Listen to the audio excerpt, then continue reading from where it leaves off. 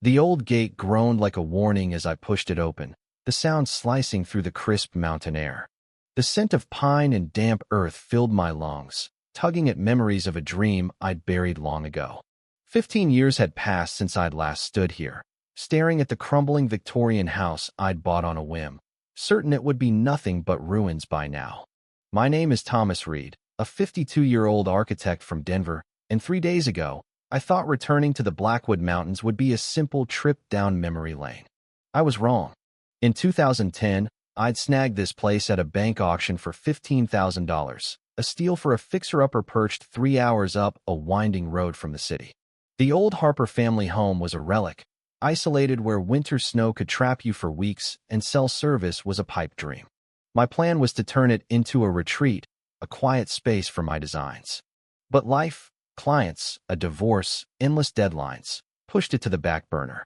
Now, with my firm thriving and time on my hands, I was ready to breathe life into this forgotten dream. What I found instead was a family of 3 living inside, acting like they owned the place. I stepped onto the sagging porch, the wood creaking under my boots, and noticed a faint yellow glow flickering through the cracked windows. The door was unlocked. Before I could knock, a voice called out, "Who are you looking for in my house?" A man in his 30s, wiry with rough hands, stood in the doorway. Behind him, a woman set a dinner table while a young girl colored by a fireplace. It was so ordinary it felt wrong, like I'd wandered into someone else's life. "I'm Thomas Reed," I said, pulling out my phone to show the deed. "I own this property. Bought it 15 years ago." The man, who introduced himself as James Carter, didn't flinch. He grabbed a folder from a drawer and handed me a document stamped with the Blackwood HOA letterhead, signed by a Margaret Walsh, chairman. It was a rental agreement, claiming they'd lived here legally for 2 years. My stomach twisted as I scanned the papers, official-looking, notarized, but something was off. The house had modern furniture, working lights, and a hum of air conditioning that didn't belong in a place abandoned since the Bush era. "How'd you get power hooked up?" I asked, eyeing the glowing computer monitors in what used to be the Harper study. James shrugged. "Margaret handles utilities through the community fund. We just maintain the digital setup." Digital setup? In a house that hadn't seen a light bulb in decades? The girl, Lily, looked up from her coloring book and said, "Mommy, should I tell him what Miss Margaret said?" Her mother, Sarah, hushed her, but Lily pressed on. "Miss Margaret told me to say this is our house forever if anyone asks." It's like a game. The adults exchanged a glance that screamed trouble. I spent that night in my truck, the mountain cold seeping into my bones.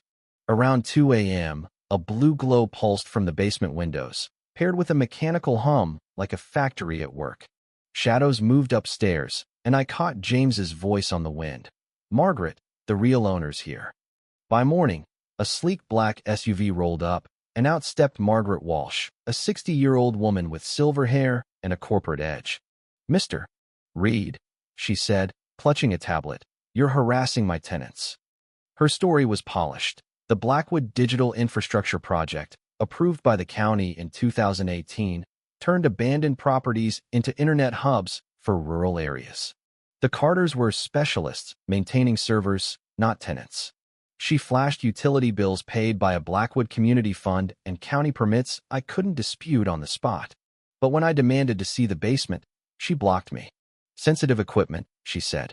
"Insurance issues." My gut screamed this wasn't about internet access.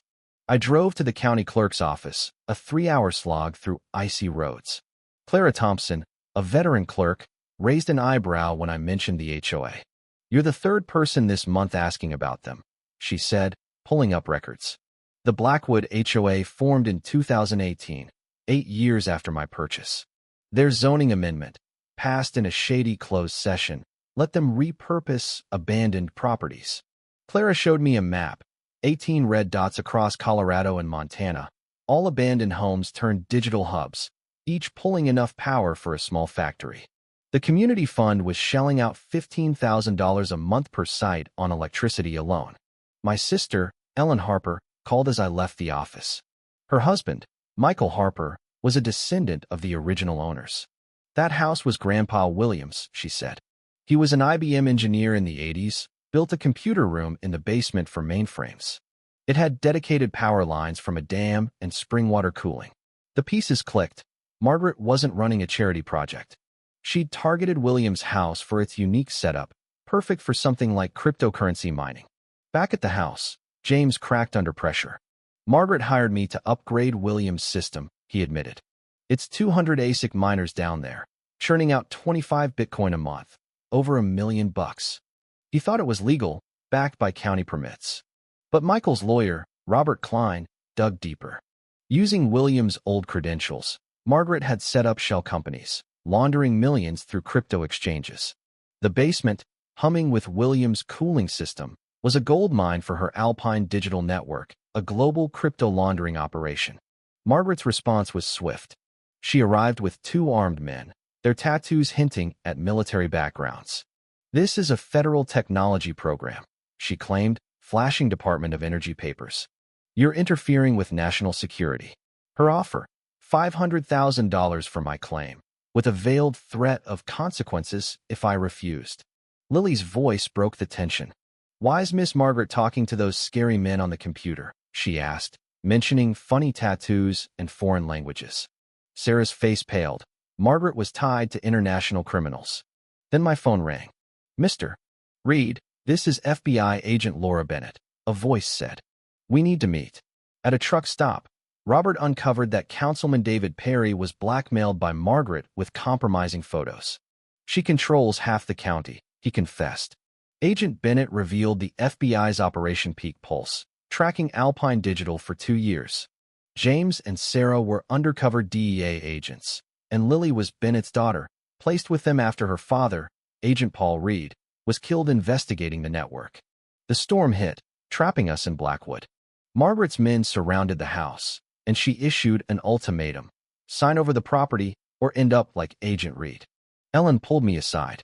"William built this place to help people," she said. "We can't let her twist his legacy into crime."